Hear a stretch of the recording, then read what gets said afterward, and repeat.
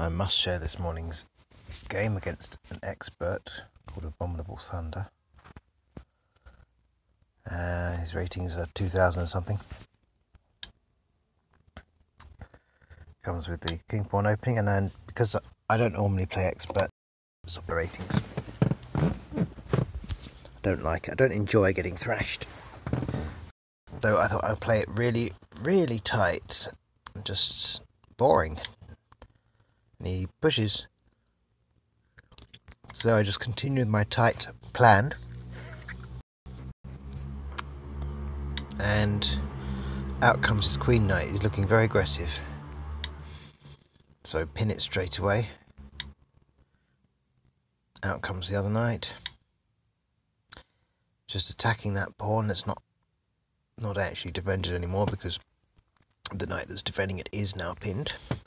So the only way to defend it permanently is to sort of advance it. So he's staking his ground there in the front.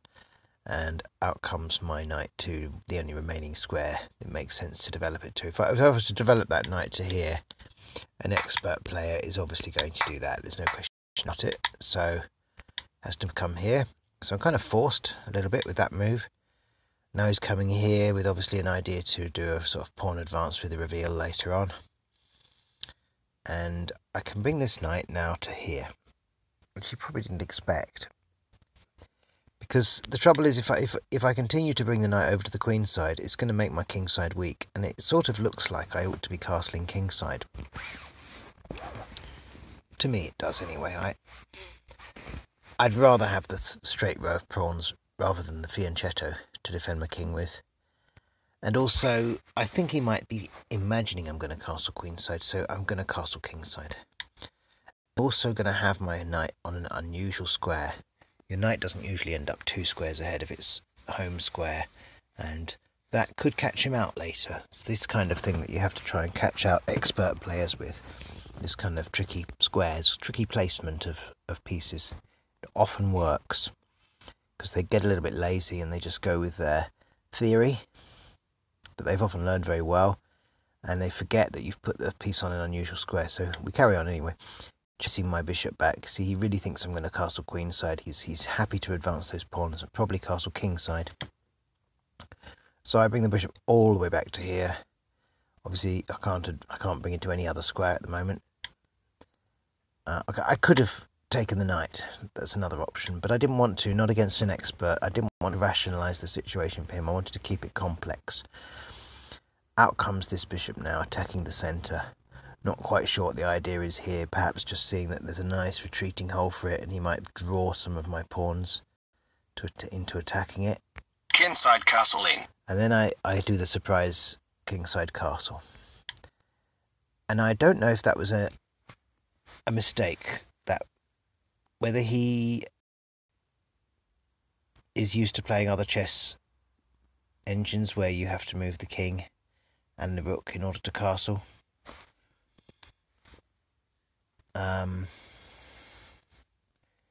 Perhaps he just didn't move the king. He probably didn't touch the king properly or something. I'm not quite sure what he did wrong there. He might not have touched the king onto the right square and it just didn't take it, and then he moved the rook. I have done that, what he's just done there by mistake before, but he might have done it on purpose. He might be thinking of advancing that pawn. And this is a really important move to make against an expert player, to just get it out of the line of that bishop that he's stuck there. Because that bishop, with its hole all the way back on that file, is designed to sit there right till the very end and bring out its fangs later when you're really buggered. Start pinning things after the material's got traded off. So get the king out of the line of fire. That, and then he moves the knight, so the rook, straight back to the square he just moved it from. So he's completely wasted 2 moves there. You could say he's only wasted 1 move. But, I mean, he could have castled. Because I've kind of wasted a move as well. I haven't wasted a move. I think it's good to move into the corner there. And now I'm just going to try and kick the bishop. It doesn't matter if some of these pawns get exchanged off, because my king's not in the line of fire anymore. So he moves back. And now it's very clear he can't castle king side. So I am definitely going to advance this queen side at him.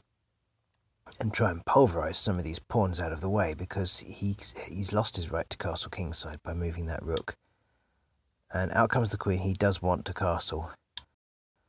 And another pawn advanced. Incidentally, did we have an en passant there? We had an en passant which he didn't take. He probably should have taken it. I think it might have freed things up a little bit for him.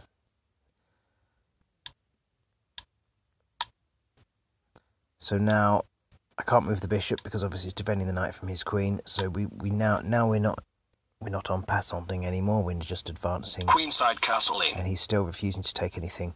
And I thought, great, close it up with an advance. Keep pushing. Keep pushing. That bishop's off of defending duties now from the knight. Doesn't need to defend the knight anymore from the queen. Queen's been shut out of the queen's side. My king side is looking pretty darned solid now with that black bishop able to just snap up anything that ventures forth. And now he makes a really, really bad move. This is his big mistake. He's trying to break it open so that the queen can grab my knight or something. I'm not quite sure what he's doing, but I think he got too big for his boots. If I were him, I would have castled. I would have walked my king back to the king side at this point before mounting any attack. He can see I'm advancing on the queen side. He makes this move, and what it does is it actually takes the...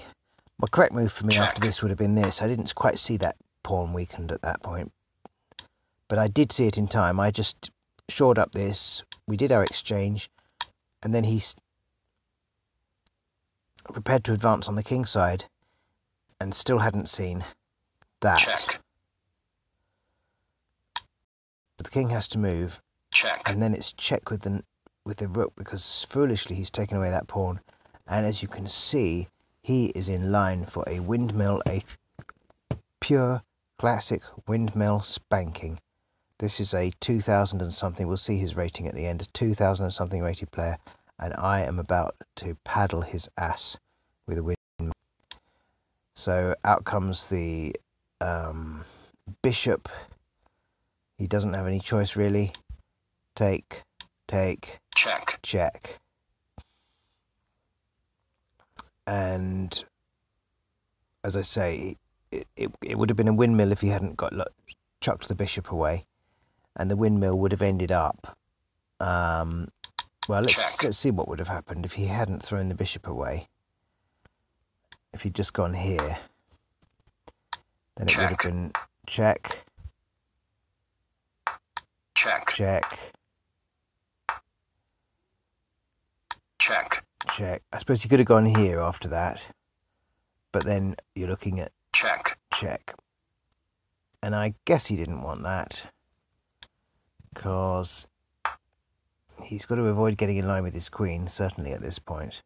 But then I can start bringing other things in like this, and it all starts to look pretty nasty for him. It really does. Or even I could just straight away do that. You know, where's his queen going to go? He's got no option but this. And I can eat it. He's still got this pawn-bishop combo that cannot be shaken. And, yeah, I mean, it's just really bad. He had to give me that bishop. Check. Queenside castle in. So he has to give me the bishop. After this foolish move here. Check. He has to give me the bishop. Check. And then, of course, check. It's check here. And the queen will fall. The queen will fall. If he moves here, she falls with check. So he can't even recapture. So she has to kind of fall here. And, believe it or not, checkmate. It's checkmate with a knight. So that would have been a beautiful, beautiful finish.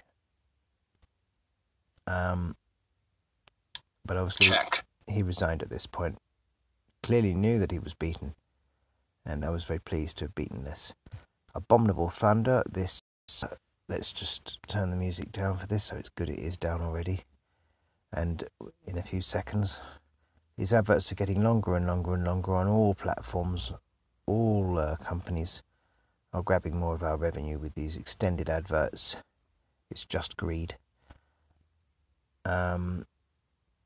Rating 2016, so that's a pretty high rated player. I've beaten experts before, so he's only just an expert, isn't he, above 2000? But nevertheless, I haven't beaten many. Oh, haven't beaten many. Not even on my saved favourite games there. So that's a windmill spanking for an expert. Should we just go back and have a look at that checkmate one more time? That resigning position. And the beautiful checkmate that we end up with here really is a lovely one. So there it is.